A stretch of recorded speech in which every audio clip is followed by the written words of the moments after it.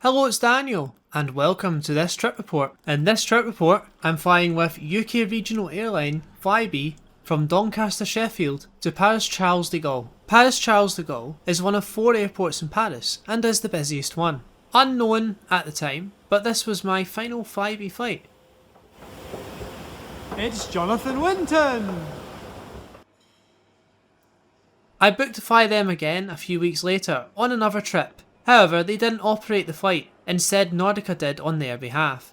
The trip report from that flight is already out on my channel. Flybe went under in March 2020, just before lockdown and the pandemic exploded in Europe. They have had financial troubles for a few years now and were meant to be getting bought by Virgin Atlantic and Stolbart. However, this fell through and they went under. In terms of the airport, Doncaster is a nice little airport to pass through. Security was a breeze and the selection of shops and places to eat was decent.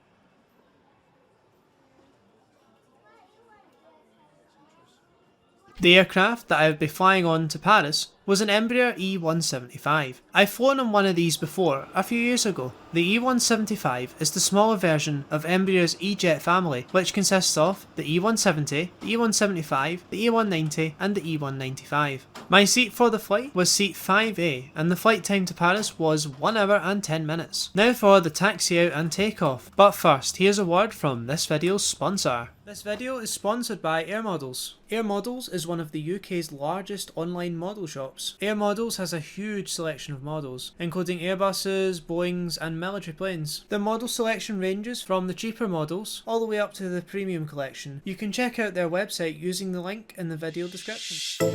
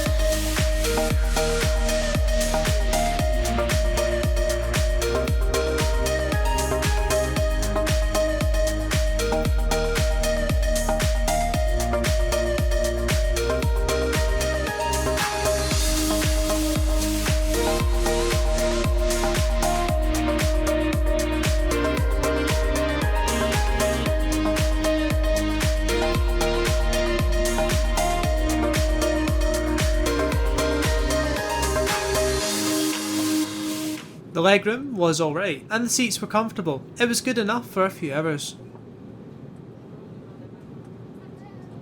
The seat pocket contained a sick bag, a safety card, and Flybe's buy on board menu. Flybe's onboard menu offered an alright selection of food and drink, with some reasonable prices. I didn't buy anything on this flight, however, there were a few things that did catch my eye.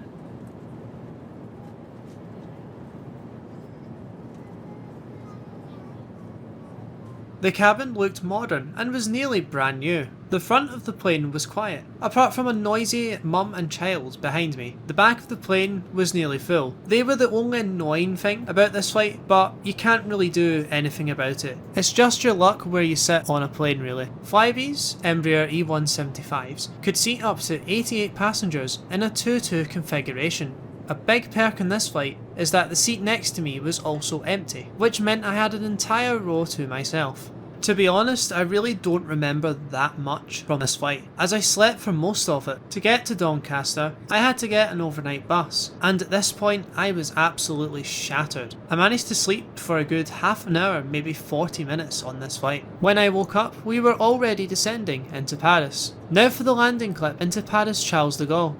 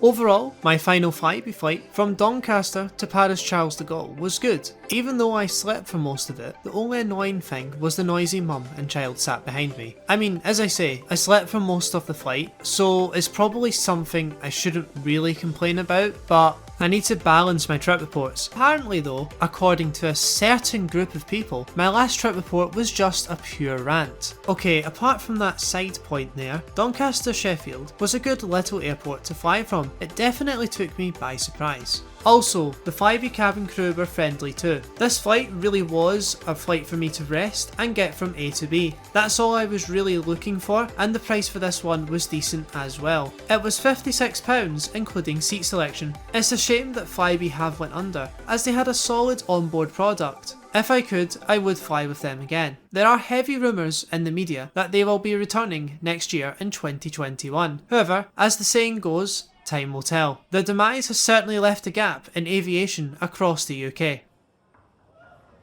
Thanks for watching this trip report. I hope you have enjoyed it, and stay tuned for the next one.